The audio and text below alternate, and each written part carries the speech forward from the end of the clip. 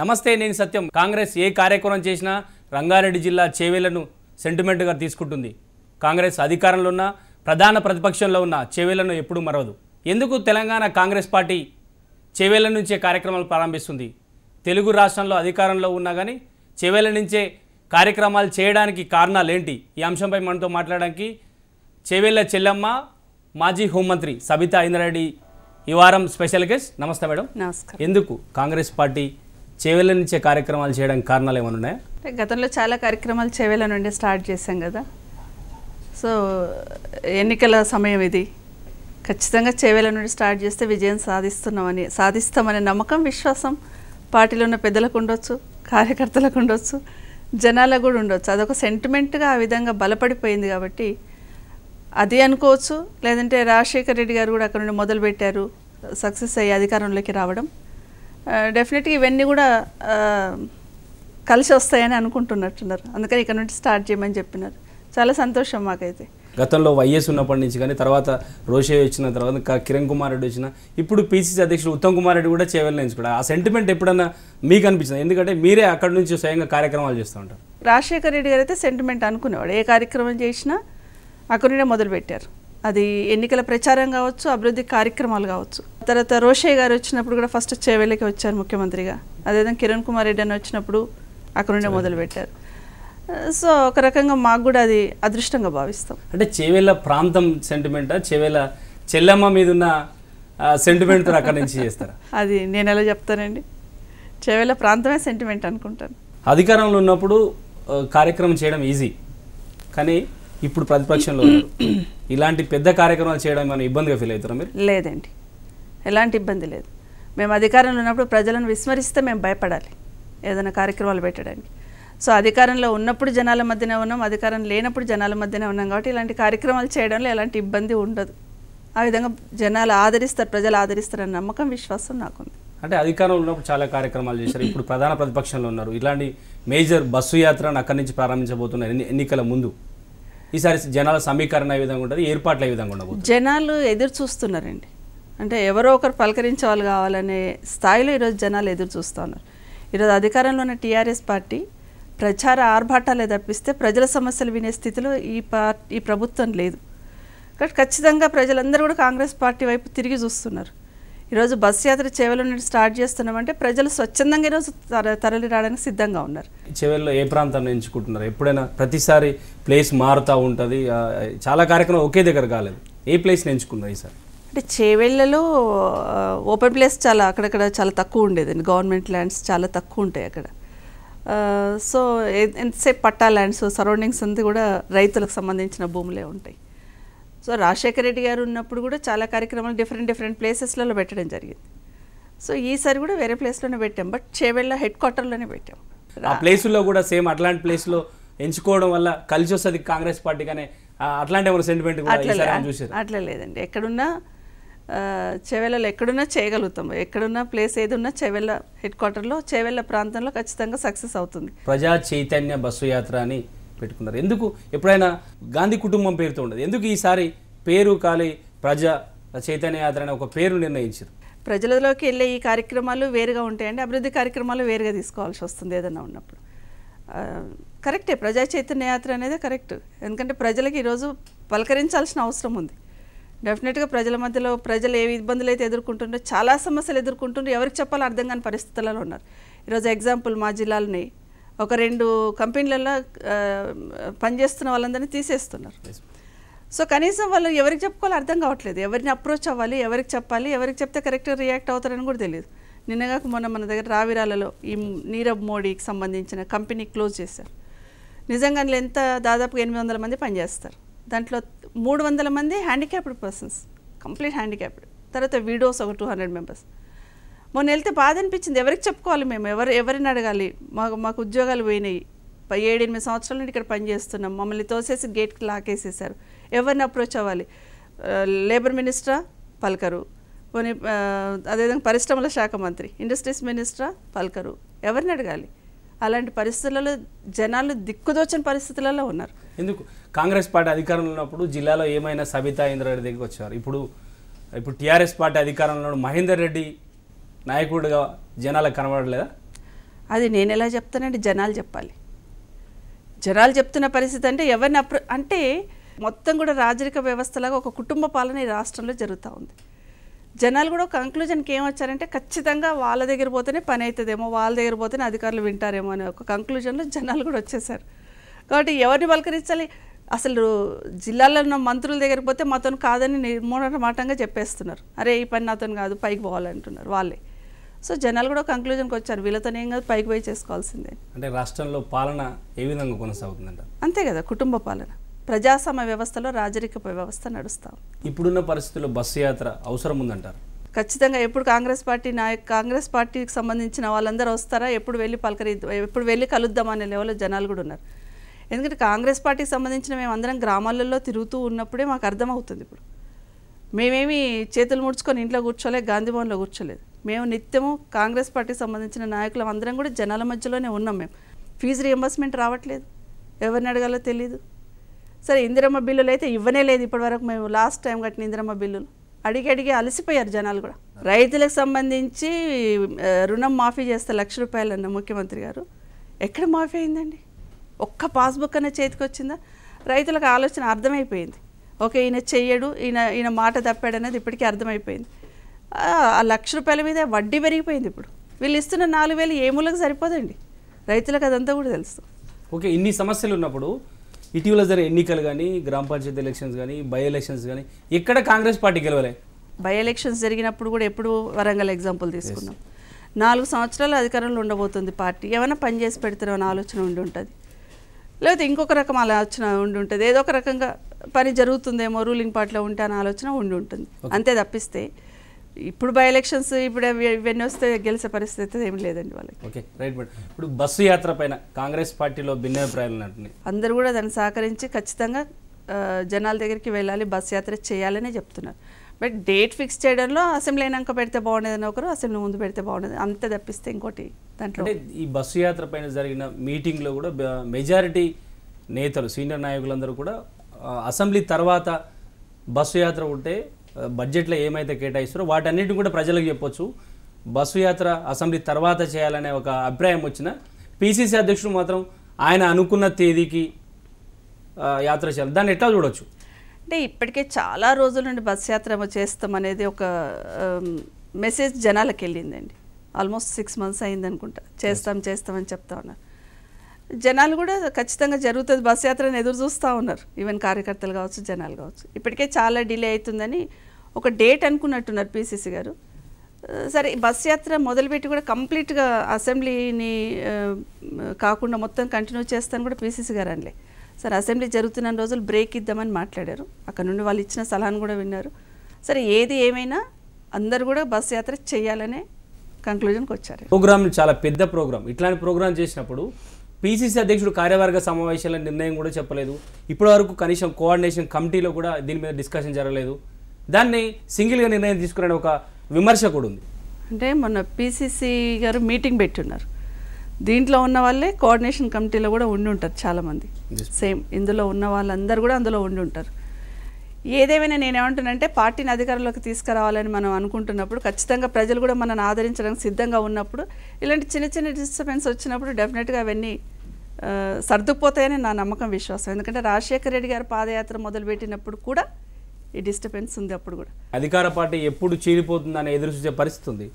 ఇట్లాంటి సమయంలో పార్టీని కలుపుకొని పోవాల్సిన నాయకులు కూడా ఇలా సింగిల్ నిర్ణయం తీసుకుంటే పార్టీకి ఏమవుతుందంటే భయం కార్యకర్తల్లో ఉండదా? సింగిల్ నిర్ణయాలు ఉండేయండి.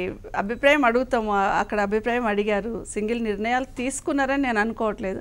ఇంకొకటి కూడా ఏం జరుగుతుంది బయట ప్రచారం అంటే, మీరు ఇంతకుముందు అన్నారు కాంగ్రెస్ పార్టీలో చాలామంది సీనియర్లు ఉన్నారు, ముందే ఒక కంక్లూజన్కి వచ్చేస్తారు బయట, వీళ్ళకి భిన్నాభిప్రాయాలు ఉండి ఉంటాయి, వీళ్ళు డిస్కషన్ స్టార్ట్ అయ్యి ఉంటుంది, ఏదో అని ఉంటారు అనే ఆలోచన వచ్చేస్తూ ఉంటుంది. అది ఒక రకంగా కాంగ్రెస్ పార్టీకి అదృష్టం కూడా, అది కూడా ఒక రకంగా మైనస్ కూడా. మేమందరం ఒక 30-40 మంది ఆల్మోస్ట్ 10 సంవత్సరాలు మంత్రులుగా చేసిన వాళ్ళము, 20 సంవత్సరాలు ఎమ్మెల్యేలుగా చేసిన వాళ్ళు, 20 సంవత్సరాలు చేసిన వాళ్ళు చాలామంది ఉన్నారు. అంటే ప్రజల్లో కాకుండా మీ ప్రత్యర్థి పార్టీలో అది బాగా ఎదురు చూసే పరిస్థితి ఉంటుంది. సీనియర్లో ఎప్పుడు విభేదాలు వస్తాయా? కాంగ్రెస్ పార్టీలో ప్రధానంగా స్వేచ్ఛ ఎక్కువ, ఇట్లాంటి దాంట్లో ఎక్కువ మాట్లాడడం వల్ల ఎవరు స్ప్లిట్ అవుతారనే ఒక లేదు, అట్లాంటి అవకాశం కోసం ప్రస్తుతం ఉన్న ప్రత్యర్థి పార్టీ చూసే అవకాశాలు కనబడుతున్నాయి. ప్రత్యర్థి పార్టీ ఆశించే ఆ కోరిక ఇప్పుడు నెరవేరదండి. కాంగ్రెస్ పార్టీలో మీరు ఇప్పుడే అన్నారు, ఎక్స్ప్రెస్ చేసే అవకాశం ఉంటుంది, ఏదైనా మాట్లాడగలిగే స్వాతంత్రం ఉంటుంది, వ్యక్తి స్వాతంత్రం. మాట్లాడతాము, అవకాశం వచ్చినప్పుడు అందరం, సమస్య వచ్చినప్పుడు మాత్రం అందరం ఒకటైతాం అనేది ఇప్పటికే చాలాసార్లు తెలుసు. ఇంటర్నల్గా డెఫినెట్గా మా అభిప్రాయాన్ని వెళ్ళబుచ్చే అవకాశం అయితే ఉంటుంది కదా అక్కడ. సబితా ఇంద్రారెడ్డి గారు వచ్చే ఎన్నికల్లో పోటీ చేస్తున్నారా? చేస్తానండి, తప్పకుండా చేస్తాను. గత ఎన్నికలకు దూరంగా ఉన్నారు. ఎన్నికలకు దూరం కాదు, అప్పుడు గత ఎన్నికల్లో కాంగ్రెస్ పార్టీ ఒక నిబంధన పెట్టింది ఆ రోజు, అంటే ప్రతి కుటుంబం నుండి ఒకరికే టికెట్ ఇస్తామని. కానీ లాస్ట్ మినిట్ వరకు నా కేసులో కొంచెం ఎగ్జామ్షన్ ఇస్తామని కూడా ఆలోచించున్నారు. కానీ లాస్ట్ మినిట్లో అందరూ కూడా ఆశించున్నారు కాబట్టి ఒకరికి ఇచ్చి ఇంకొకరిని హర్ట్ చేయడం భావ్యం కాదని ఆలోచనతో సైలెంట్ ఉండడం జరిగింది. అంటే ఈసారి ఆ సడలింపు ఉంటుంది అనుకుంటారా? ఉంటుందని ఆశిస్తున్నాను. అంటే ఇప్పటికే పార్టీలో అంశం మీద చర్చ జరుగుతుంది. అంటే ఏదేమైనా గెలవడానికి అవకాశం ఉన్న వాళ్ళకు ఇవ్వాలనే నా అభిప్రాయం అండి, ఎక్కడైనా కానీ. అంటే కుటుంబ పరంగానే నేపథ్యంలోనే కాకుండా నిజంగానే ఆ శక్తి ఉన్న వాళ్ళు ఆ విధంగా గెలిచి వస్తారన్న వాళ్ళకి ఇస్తేనే బాగుంటుందని నా అభిప్రాయం అంతే. అది పార్టీ నిర్ణయిస్తుంది, బట్ పార్టీ అధిష్టానం ఏది నిర్ణయిస్తే దాని ప్రకారం నడుచుకుంటాం. సబితా ఇంద్రారెడ్డి గారు రేవంత్ రెడ్డిని పార్టీలో తీసుకురావడంలో కీలక పాత్ర పోషించారు. అంటే రేవంత్ పార్టీ పరంగా కాకుండా కుటుంబ పరంగా మాకు చాలా దగ్గరండి, ఒక బ్రదర్ లాగా ఉంటాడు. చాలాసార్లు డిస్కస్ చేసేవాళ్ళం, ఎక్కడుంటే ఏం జరుగుతుంది, భవిష్యత్తులో దేంట్లో ఉంటే బాగుంటుంది అనేది ఒక సోదరుడిగా సలహా ఇచ్చేదాన్ని.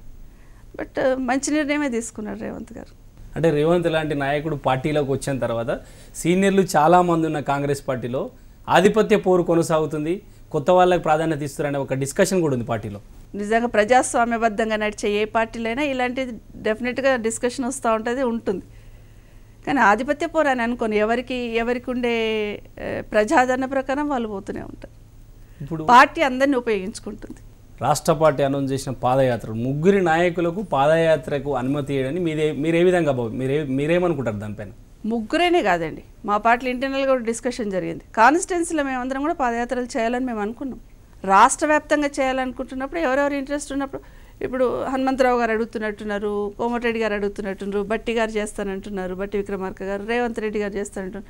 వీళ్ళందరూ పార్టీ కోసం మేము పనిచేస్తామన్నప్పుడు పోయించుకోవడంలో తప్పలేదండి. ఇది కావాలని ఒక నాయకుడు ఎదిగే అవకాశం ఉన్న దాన్ని అడ్డంగా ఆపేయడం కాదా? అందుకే చెప్పిన ఇప్పుడు పేర్లు ఉన్న వాళ్ళందరూ కూడా అందరికీ కూడా సీనియారిటీ ఉండి అనుభవం ఉన్న వాళ్ళే చేస్తామంటున్నారు. నేనేమంటున్నానంటే ఆ విధంగా ఇబ్బంది రాకుండా పార్టీ నిర్ణయం తీసుకుంటుంది. ఎవరెక్కడ పాదయాత్రలు చేయాలి, ఎటు నుండి చేయాలి, ఏ విధంగా చేయాలనేది నిర్ణయం తీసుకుంటుంది అనుకుంటున్నాను. రంగారెడ్డి జిల్లాలో సబితా ఇంద్రారెడ్డి గారే పార్టీలో సుప్రీం. అట్లేం లేదండి, అందరం కలుస్తేనే మనం అవుతాం, అందరం కలుస్తేనే మేము. రంగారెడ్డి జిల్లాలో అందరం కూడా బయటికి ఏది ప్రచారం జరిగినా, ఏదైనా పార్టీ కార్యక్రమం వచ్చినా, ఏది వచ్చినా మా జిల్లాలోని అందరం కూడా యునైటెడ్గా కూర్చొని డిసైడ్ చేసుకుంటాం. బయట డిఫరెంట్ ప్రచారాలు జరగవచ్చు, ఏమైనా జరగవచ్చు. అవి అంటే జిల్లాలో ఏ నిర్ణయం తీసుకున్నా సబితా ఇంద్రారెడ్డి గారికి చెప్పకుండా నిర్ణయం తీసుకోలేని పరిస్థితిలో కాంగ్రెస్ పార్టీ ప్రస్తుతానికి ఉందని ఒక విమర్శ. అట్లేం లేదండి. అంటే మా జిల్లాలో ఉన్న మా సోదరులందరూ కూడా, ఎమ్మెల్యేలు, ఎక్స్ఎమ్మెల్యేలు అందరూ కూడా నన్ను ఒక సోదరిగానే గౌరవిస్తారు, ఏదైనా డిస్కస్ చేస్తారు. ఆ విధంగానే అంటే తప్పిస్తే ఏదైనా బలవంతంగా నిర్ణయాలు తీసుకొని సుప్రీంగా ఇచ్చేసుకొని ఏదో డిక్టేటర్షిప్లో నడిపించే వ్యవస్థ అయితే ఉండదండి. మొత్తంగా ఎవరు అధికారంలో ఉన్నా వాళ్ళ ఫ్యామిలీ రూలింగ్ ఉంటుంది, ఎప్పుడు వాళ్ళ ఫ్యామిలీ ఉండాలని ఒక విమర్శ కూడా మీ కుటుంబం పైన ఉంది. అంటే మా కుటుంబంలో ఉన్న వాళ్ళందరూ ప్రజల మధ్య ఆ విధంగా 24 గంటలు ఉంటున్నారని అర్థం అండి. సో ఆ విధంగా ఉన్నారు. ఇంద్రారెడ్డి గారి కుటుంబం రాజకీయాల్లో ఆ విధంగా ఉంది. ఏ పార్టీ వచ్చినంటే ఖచ్చితంగా ఇంద్రారెడ్డి గారి కుటుంబం ప్రజల మధ్యలో ఉంటుందనేది నిదర్శనం. జిల్లాలో టికెట్ల పరిస్థితి మరి ఇప్పుడున్న పరిస్థితుల్లోనే ఇప్పుడే రంగారెడ్డి జిల్లాలో అప్పుడే గొడవలు అయ్యే పరిస్థితికి వచ్చింది. లేదు, 1-2 సీట్లు తప్ప మిగతంతా మేము క్లారిటీ ఉన్నాం. ఏఐసీసీ ఒక కొత్త నిర్ణయాన్ని ప్రకటించింది. జిల్లా అధ్యక్షులకు ఎవరికి టికెట్లు ఇవ్వము అని పిసిసి అధ్యక్షుడు అనౌన్స్ చేసిన పరిస్థితి. నిజంగా జిల్లా అధ్యక్షుడు టికెట్లు ఇవ్వలేని పరిస్థితిలో అట్లాంటి నిర్ణయం తీసుకుంటే స్వాగతిస్తారా మీరు? పార్టీ అధిష్టానం ఒకసారి డిస్కస్ చేసినప్పుడు దిగ్విజయ్ సింగ్ గారు ఉన్నప్పుడు ఇదే ప్రస్తావన వచ్చినప్పుడు ఆ రోజు దిగ్విజయ్ సింగ్ గారు చెప్పారు, అంటే అధ్యక్షుడు అనేటోడు కంప్లీట్గా జిల్లా అంతా తిరిగేటట్టు ఉండాలి, ఏ సమస్య వచ్చినా పరిగెత్తేటట్టు ఉండాలి, కార్యకర్తల దగ్గరికి వెళ్ళేటట్టు ఉండాలి. ఒక ఎమ్మెల్యేకి పోటీ చేయాలనుకున్నప్పుడు జిల్లా అంతటికన్నా ఎక్కువగా ఆ కాన్స్టిట్యున్సీలో మాత్రమే పనిచేసుకొని జిల్లా అంతా వెళ్ళే అవకాశం ఉండదు. ఓకే డీసీసీలు ఆ విధంగా పోటీ చేయని వాళ్ళకి ఇస్తే భవిష్యత్తులో పార్టీ వచ్చినప్పుడు వాళ్ళు గుర్తింపిస్తే బాగుంటుందనే ఆలోచన రాహుల్ గాంధీ గారు చెప్పారనేది. బీజేపీ లాగా ఆర్గనైజింగ్ పనిచేసే వాళ్ళు ఎవరు కాంగ్రెస్కు లేరు, కేవలం రాజకీయంగా పనిచేసే కార్యకర్తలే ఉన్నారు. ఇట్లాంటి నిర్ణయాన్ని ఇబ్బంది కదా, మీలాంటి నాయకులకు ఇబ్బంది కదా? ఎమ్మెల్యేస్గా మాకు ఒక అష్యూరెన్స్ వస్తుంది, మీరు పోటీ చేయబోతున్నారు, మీరు పోటీ చేయండి అని. కానీ మా లెవెల్కి ఉన్న వాళ్ళు చాలామంది ఎమ్మెల్యేకి పోటీ చేయాలనుకున్న వాళ్ళు నియోజకవర్గంలో 2-3 ఉంటారు ఆ స్థాయిలో ఉన్నవాళ్ళు. అందరికీ టికెట్ ఇవ్వలేరు. కనీసం ఒకరికైనా టికెట్ ఇస్తే మరి మిగతా 4 ఆ లెవెల్లో ఉన్న వాళ్ళకి డీసీసీలుగా ఇచ్చి కంటిన్యూ చేయడంలో తప్పులేదు అనుకుంటాను నేను. అవ కనీసం వాళ్ళకి ఆ విధంగానైనా న్యాయం జరుగుతుంది కదా. అధికారంలో ఉన్న ప్రభుత్వం మహిళలకు ప్రాధాన్యత ఇవ్వడం లేదు. కాంగ్రెస్ పార్టీ మహిళలకు ప్రాధాన్యత ఇస్తామని ధైర్యంగా చెప్పే పరిస్థితి ఉందా ఇప్పుడు? గతంలో కూడా ఇచ్చి చూపించిందండి కాంగ్రెస్ పార్టీ. ఢిల్లీ నుండి మొదలు పెడితే గల్లీ వరకు మహిళలకు ఏ విధంగా ప్రాధాన్యత ఇచ్చారనేది మేము ప్రత్యేకంగా చెప్పక్కర్లే. ఈరోజు ఒక లేడీగా నేను ఇంత గట్టిగా వచ్చి ఇక్కడ మాట్లాడుతున్నానంటే నాకు మా పార్టీ అధికారులు ఉన్నప్పుడు నాకు అంత ప్రయారిటీ ఇచ్చింది, అంత ప్రోత్సహించింది కాబట్టి ఈరోజు గట్టిగా నిలదొక్కుని మేము ఫీల్డ్లో పనిచేయగలుగుతున్నాం. కానీ ఇప్పుడున్న ప్రభుత్వం ఏదైతే ఉందో మహిళలను ఏ విధంగా అవమానం చేస్తుందనేది క్యాబినెట్లో లేకుండా, అసలు దేశంలోనే ఏ ప్రభుత్వం ఉండి ఉండదు మహిళలు క్యాబినెట్లో లేకుండా ఉన్న ప్రభుత్వం ఏ ప్రభుత్వం ఉండి ఉండదు. మహిళా ఎంపీ కవిత గారు అదో పెద్ద సమస్య కాదు మంత్రివర్గంలో మహిళలు లేకపోవడం అనేది ఆమె కామెంట్ చేసే పరిస్థితికి వచ్చిన ప్రస్తుతానికి.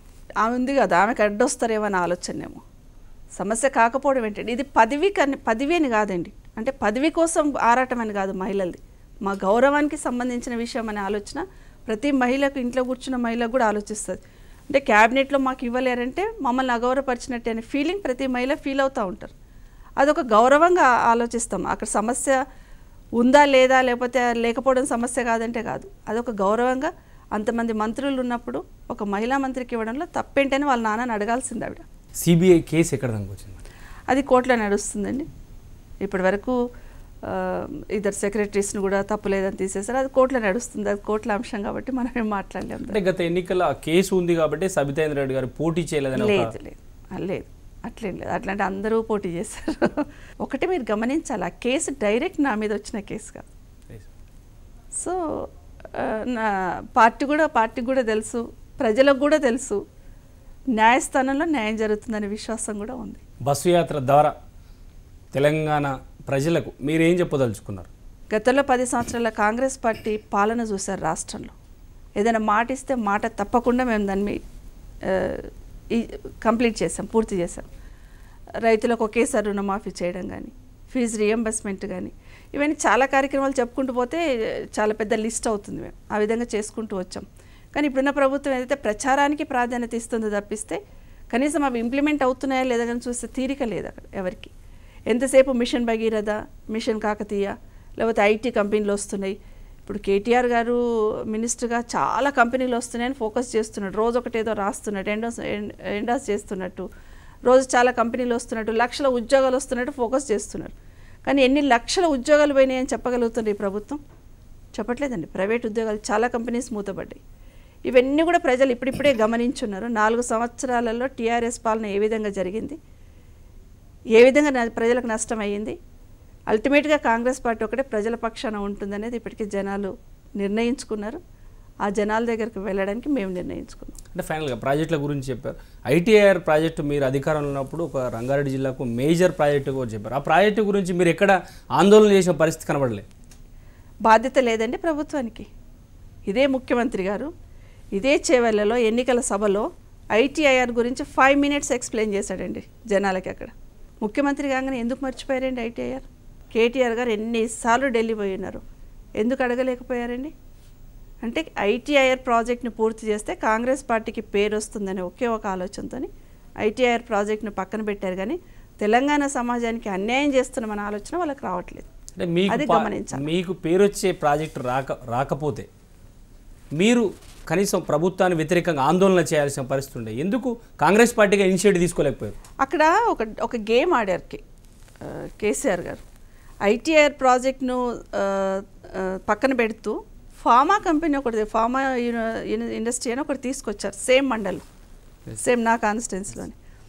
ఫార్మాకు తీసుకొస్తున్నప్పుడు ల్యాండ్ అక్విజిషన్ చేస్తున్నప్పుడు ఫస్ట్ 3,000 అన్నారు, తర్వాత 6,000 అన్నారు, తర్వాత 9,000 అన్నారు, 12,000 అన్నారు, ఇప్పుడు 20,000 ఎకరాల ల్యాండ్ అక్వైర్ చేస్తున్నారు.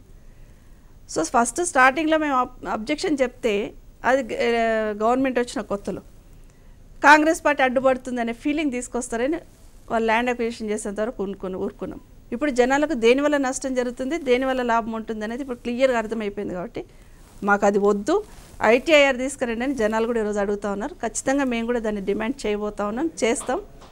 ప్రభుత్వం బాధ్యతను విస్మరించొద్దని మాత్రం మరొకసారి గుర్తు చేస్తాం. అంటే మీరు అధికారంలోకి వస్తే ఆ ప్రాజెక్టును మళ్ళీ పునరుద్ధరించే అవకాశం ఉందా? అదేమైనా హామీ ఇవ్వగలుగుతారా ఎన్నికల్లో? ఖచ్చితంగా సాధిస్తాం దాన్ని. పాలమూరు రంగారెడ్డి ప్రాజెక్టు మీరు వర్క్ చేసిన తర్వాత ఆ వర్క్ని ఆపేసి కొత్త రీడిజైన్ చేసి ప్రాణహిత చేవెళ్ళ ప్రాజెక్టు ద్వారా మాత్రమే చేవెళ్ళకి నీళ్ళు వస్తాయి అనేది సంపూర్ణంగా అందరితో ఇన్ఫర్మేషన్ తీసుకొని అందరితో సర్వేలు చేయించి ఖచ్చితంగా వాటర్ వస్తుంది అనే ఆలోచనతోనే మొదలుపెట్టిన ప్రాజెక్ట్. కానీ ఇప్పుడు చెప్పినట్టు ఐటీఆర్ ప్రాజెక్ట్ చేస్తే కాంగ్రెస్ పార్టీకి పేరు వస్తుంది, ప్రాణహిత చేవెళ్ళ కంప్లీట్ చేసినా కాంగ్రెస్ పార్టీకే పేరు వస్తుంది. ఎందుకంటే రాజశేఖర రెడ్డి గారు ఫౌండేషన్ వేశారు కాబట్టి అది చేస్తే ఖచ్చితంగా కాంగ్రెస్ పార్టీకే పేరు వస్తుందనే ఆలోచనతోనే ఆ ప్రాజెక్ట్ని పక్కన పెట్టారు. పాలమూరు రంగారెడ్డి కూడా, పాలమూరు రంగారెడ్డి పరిగికి, తాండూరుకు, వికారాబాద్ సంబంధించి జూరాల నుండి తీసుకోవాలని మేము ప్రయత్నం చేస్తున్నాం. అది మేము కూడా ప్రాజెక్ట్ డిజైన్ చేస్తున్నాము. సర్వే కూడా 10 కోట్లు రిలీజ్ చేశారు అప్పుడు కిరణ్ కుమార్ రెడ్డి గారు ముఖ్యమంత్రి గారు ఉన్నప్పుడు. అది తీసుకుంటే చాలా ఈజీగా అయిపోయే పని. కానీ ఈ ముఖ్యమంత్రి గారు వచ్చిన తర్వాత దాన్ని తీసుకెళ్ళి శ్రీశైలం బ్యాక్ వాటర్ అని పెట్టేసి అక్కడ నుండి నీళ్ళు ఆ వెట్టి పరిస్థితుల్లో రావని మాకు తెలుసు. కానీ జిల్లాలో ప్రాణహిత చేవెళ్ళ ప్రాజెక్టును తీసేస్తున్నప్పుడు జనాలను మభ్యపెట్టాలంటే పాలమూరు రంగారెడ్డిని చూయించాడండి. ఇక్కడ ఐటీఆర్ ప్రాజెక్టును పక్కన పెట్టాలనుకున్నప్పుడు ఫార్మా సిటీని చూపించాడు. ఇది ముఖ్యమంత్రిగా ఆడుతున్న గేమ్ అనేది ఇప్పుడిప్పుడు జనాలకు అర్థమైపోయింది. స్టార్టింగ్లో మేము చెప్తే ఏమైపోతుందంటే ఆయన చెప్పే తీరుని బట్టి మేమేదో అన్యాయం చేసినాము, ఆయన మాత్రమే న్యాయం చేస్తాడు అనే లెవెల్లో ఏదైతే ఎక్స్ప్లెయిన్ చేస్తాడో ముఖ్యమంత్రి గారు డెఫినెట్గా జనాలు నమ్మి ఉంటారు చేస్తాడని. కానీ ఇప్పుడిప్పుడు వాస్తవాలు అర్థమైనాయి. వాస్తవం ఏం జరుగుతుందో ప్రజలు జీర్ణించుకున్నారు. కాబట్టి ఖచ్చితంగా కాంగ్రెస్ పార్టీని అధికారంలోకి తీసుకురావాలనే ఆలోచన ప్రజలకు ఉంది. రాబోయే ఎన్నికల్లో కాంగ్రెస్ పార్టీ ఖచ్చితంగా గెలుస్తుంది. ఓకే, నమస్తే మేడం. థ్యాంక్ యూ అండి. Thank you. ఇది చేవెళ్ళ చెల్లమ్మ మాజీ హోంమంత్రి సబితా ఇంద్రారెడ్డి గారి అభిప్రాయం.